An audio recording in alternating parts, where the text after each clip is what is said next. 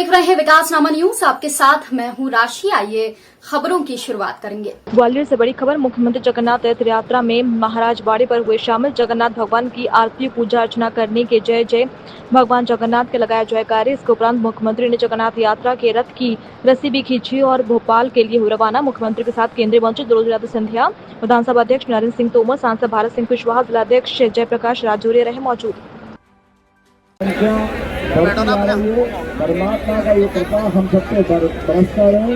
मेरी अपनी ओर से पुनः भगवान के चरणों प्रणाम।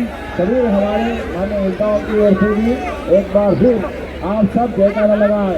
हरे कृष्णा हरे कृष्णा कृष्णा कृष्णा हरे राम हरे राम।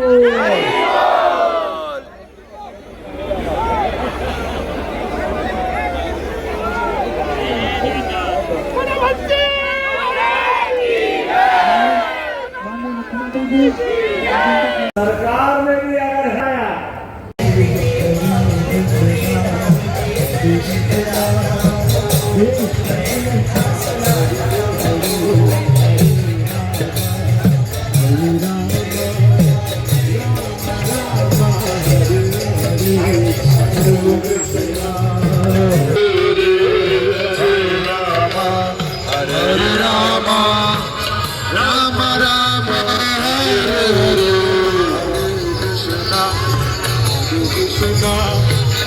Krishna Krishna